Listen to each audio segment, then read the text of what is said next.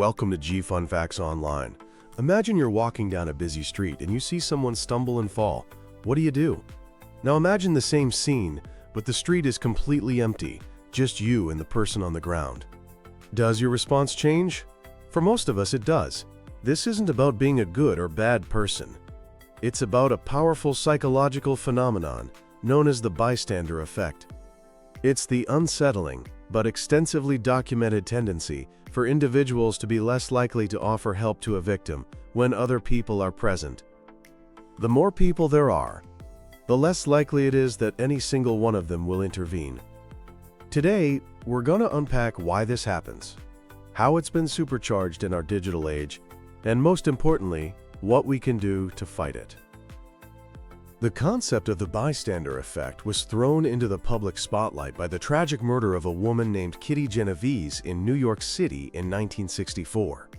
The initial story, which we now know was heavily sensationalized, claimed that 38 witnesses heard her screams and did absolutely nothing.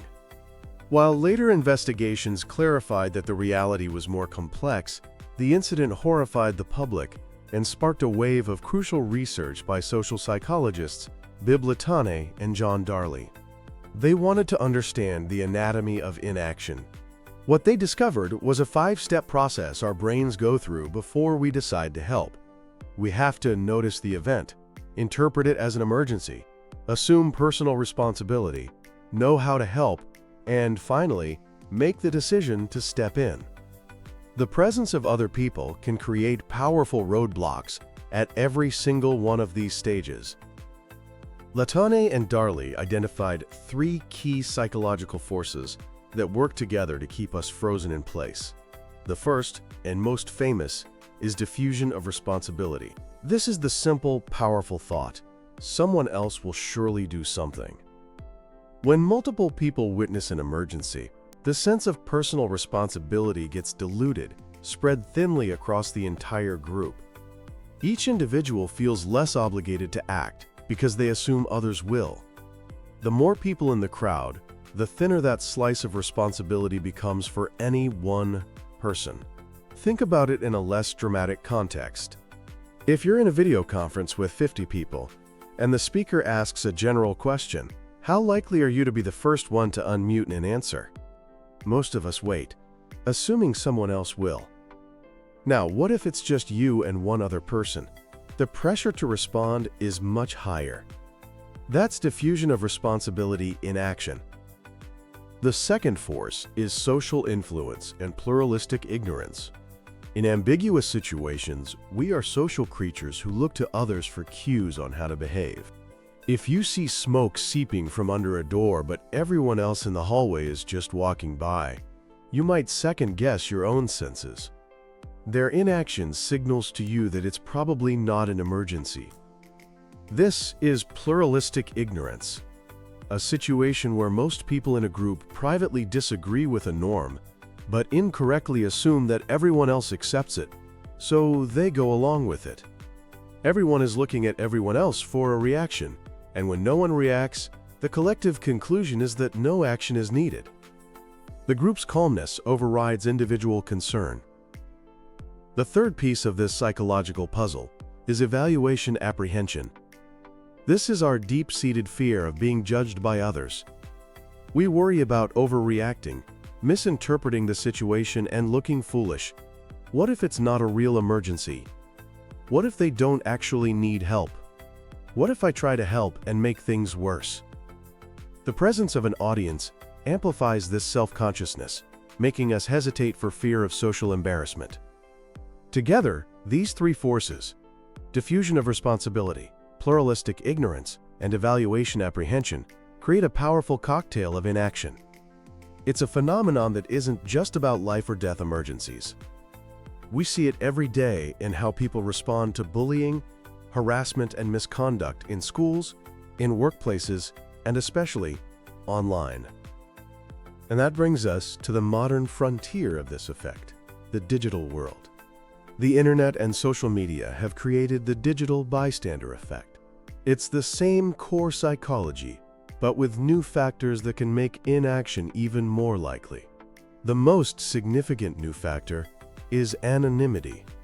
Hiding behind a username and a profile picture diminishes the sense of personal accountability that is already weakened by the diffusion of responsibility. This, combined with the physical distance from the victim, creates a sense of detachment. It's easier to scroll past a cruel comment when you don't have to see the person's face or hear the quiver in their voice. The lack of nonverbal cues makes it harder to gauge the severity of the harm being inflicted, feeding into that pluralistic ignorance. Cyberbullying is a stark and devastating example. Studies show that the more bystanders there are in an online harassment situation, the less likely any one person is to intervene, report the behavior, or offer support to the victim. This inaction is crushing for the person being targeted, making them feel completely isolated. It also emboldens the perpetrator, creating an illusion of silent approval. Even seemingly small actions, like liking a harmful post or just silently scrolling by, contribute to a toxic environment. We also see the digital bystander effect in the rampant spread of misinformation. When a piece of fake news is shared, the inaction of the crowd allows it to multiply unchecked. We might see a post from a friend that we know is false, but we hesitate.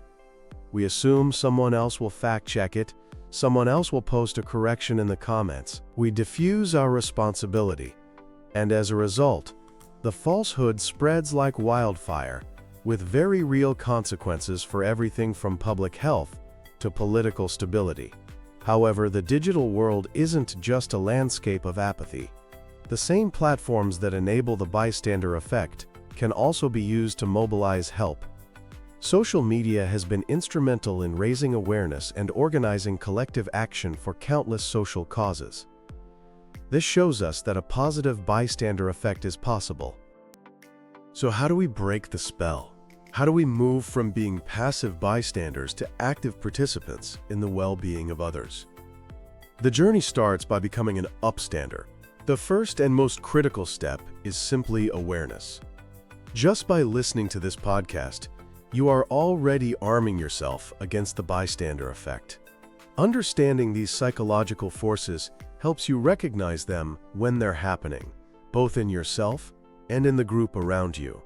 It allows you to make a conscious choice to act differently. Beyond awareness, researchers and organizations have developed practical strategies for intervention, often remembered by the 5 Ds. These can be used both online and offline. The first D is direct. This is what most people think of as intervention. You directly address the situation. This doesn't have to be confrontational. It can be as simple as saying, "Hey, that's not cool. Please stop."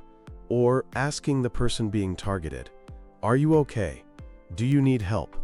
The goal is to de-escalate and make it clear that the behavior is unacceptable. The second D is distract. This is a brilliant and often safer strategy.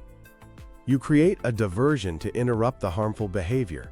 You could accidentally spill a drink, ask the harasser for the time or directions, or start a completely unrelated conversation to shift the focus. Distraction creates an opening for the targeted person to move away, or for others to step in and help. The third D is delegate. You don't have to handle it alone. If you don't feel safe or comfortable intervening directly, get help from someone else. In the real world, this could mean alerting a manager, a security guard, a teacher, or calling the police.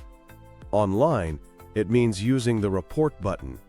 Reporting harmful content to platform administrators is a powerful form of delegation. The fourth D is document. If it is safe to do so, documenting an incident can be a powerful tool. This could mean taking notes on what happened, recording the event on your phone, or taking screenshots of online harassment. This evidence can be invaluable for the victim if they decide to report the incident or take further action.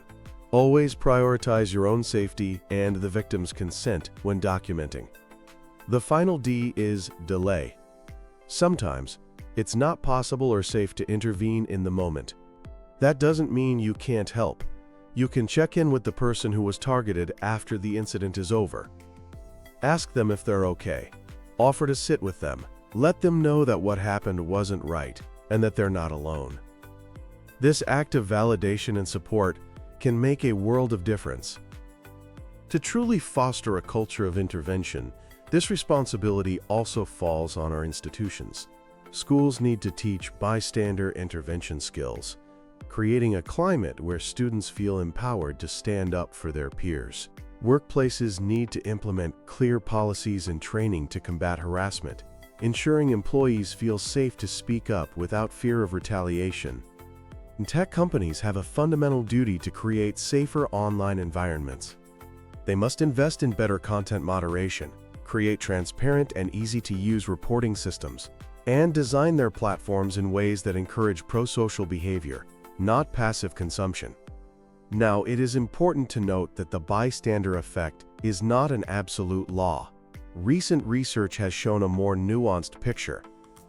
In situations where an emergency is clear and unambiguous, and the risk to the helper is low, the presence of others can actually increase the likelihood of intervention.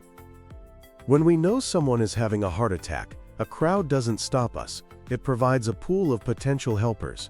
Our relationship with the victim also matters immensely. We are far more likely to help someone we know or feel a sense of shared identity with. This suggests that building stronger, more connected communities is a powerful antidote to bystander apathy. In the end, the bystander effect is a powerful reminder of our vulnerability to social pressure. In a world more interconnected than ever, the temptation to fade into the background, to assume someone else will carry the burden, is a constant whisper in our ear. But social responsibility asks us to resist that whisper. It calls on us to recognize our individual and collective power to make a difference.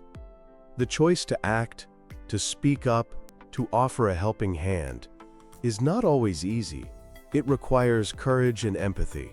But it is in those moments of conscious action that we reaffirm our shared humanity and build a more compassionate and responsible world. Thank you for listening to Fun Facts Online.